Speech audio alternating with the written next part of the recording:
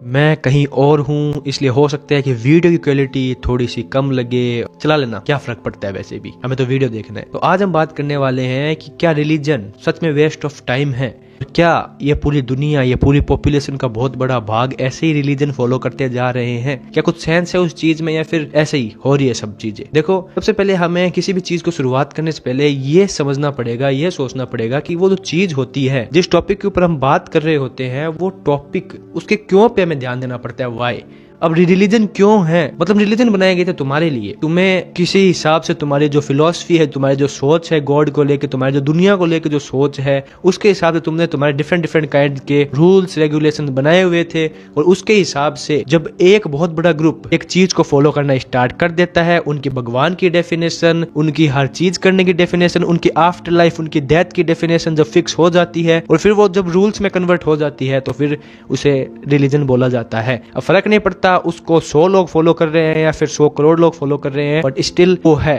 Religion. अब कितने हैं रिलीजन वो तुम स्क्रीन पे देख सकते हो, पर मोस्टली तुमने नाम सुने होंगे। बट आज मैं अगर तुम्हें कहूँ कि जिन चीजों के लिए धर्मों को बनाया गया था, वो रिलीजन अपना बेस खोता जा रहा है। रिलीजन बनाए गए थे कि भाई हमें खुद को ढूंढना है, हम जो रूल्स बना रहे हैं उससे हमें खुद को एज अ ह्यूमन पहचानना है, और अगर सच में कोई हायर सेल्फ है ऊपर, कोई डिवाइन सेल्फ है ऊपर, तो उस तक पहुंचना है। बट अब उल्टा होता जा रहा है, जहाँ पे पहले थिंकिंग हुआ करती थी कि हमें वहां तक पहुंचना है, उसको समझना है, उसको जानना है कि वो क्या सोर्स है जहां से हम आए हैं। अब वो चीज उल्टी होते हुए बस वो चीजें मान्यताएं में, रूढ़ी रीतिवाजों तक रह गई है। अब हम जो भी धर्म फॉलो कर रहे हैं, हम जो भी चीज कर रहे हैं, उसके पीछे क्या क्यों ये हम सब भूलते जा रहे हैं। पर हम सिर्फ उस चीज को इसलिए परफॉर्म करते जा रहे हैं क्योंकि हमें लगता है ये तो रूल्स है, इन्हें तो फॉलो करने ही पड़ेंगे, नहीं तो हमें भगवान पाप देंगे। मतलब पहले जो चीजें लॉजिक के द्वारा चालू हुई थी, अब वो चीजें सिर्फ मान्यता बन के रह गई है, और अगर तुम उन्हें फॉलो नहीं करते हो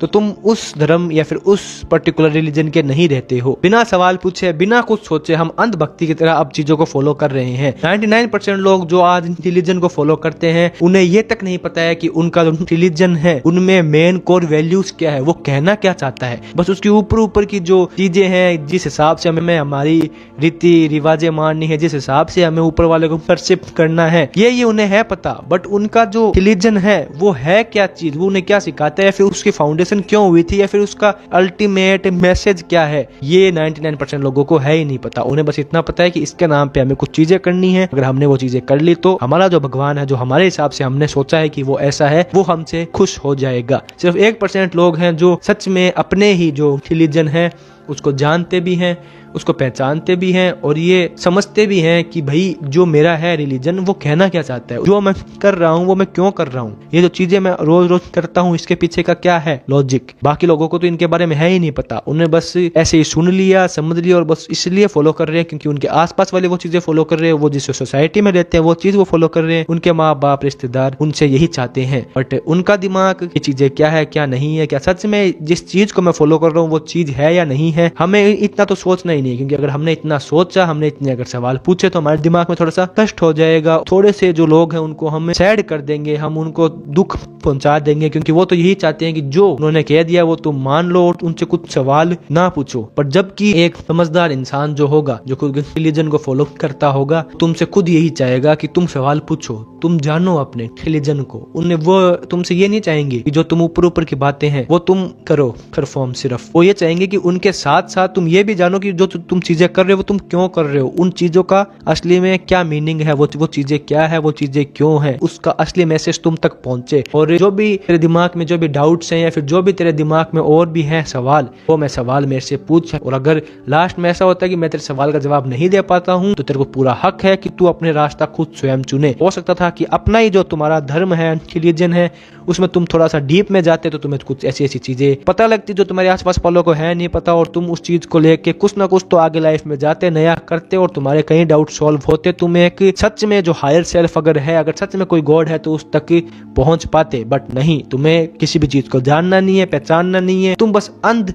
भक्ति में अपनी चीजें फॉलो करते जा रहे हो। और जब बात आती है उस चीज को समझने की, तब तुम्हें उस पर बात करना भी नहीं है मंजूर, क्योंकि तुमने अपने दिमाग में ये डर डाल दिया और रिलीजन के बारे में कोई बात पूछ लिया, फिर कुछ ऐसा सवाल खड़ा कर लिया, तो तुम तो हो ही गलत। जबकि तुम्हारे दिमाग में अगर वो चीज आ रही है तो इसका मतलब हायर सेल्फ भी यही चाहती है कि तुम इंक्वायरी करो, क्योंकि अगर तुम्हें भी पता है अगर कोई हायर सेल्फ है तो उसके बिना तुम क्या हो, कुछ भी नहीं हो। तुम खुद को ऊपर मान रहे हो, अपनी मान्यताओं को ऊपर मान रहे हो, बल्कि होने चाहिए इंक्वायरी, जो डाउट्स होने चाहिए सोल्व, वहां पे तुम बस अपने आंखों पे पट्टी बांध के बैठ जाते हो। रिलीजन कभी भी तुम्हें ये नहीं कहता है कि तुम इसी चीज को मान लो आंख बंद करके, वो तुम्हें एक चीज देता है, वो तुम्हें एक ड्राफ्ट देता है, भाई ये लो, ये मैं मानता हूँ और तुम्हें ये रूल्स फॉलो करने हैं। अगर वहां पे तुम्हें कोई लॉजिक नहीं समझ में आ रहा है, वहां पे कोई चीज तुम्हें नहीं समझ में आ रही है, तो तुम्हारा पूरा हक है, तुम उठो, अपने दिमाग से स्वयं चीजों को ढूंढो, समझो, सवाल पूछने सवाल पूछो, बट उसकी डीप में जाओ, ताकि तुम अंधभक्ति में अपना पूरा जीवन ना बिता दो एक उस चीज के पीछे, उस भगवान के पीछे जो जिसकी डेफिनेशन कुछ और भी हो सकती थी, बट तुमने पूरी लाइफ उसकी डेफिनेशन कुछ और मान के रख ली, क्योंकि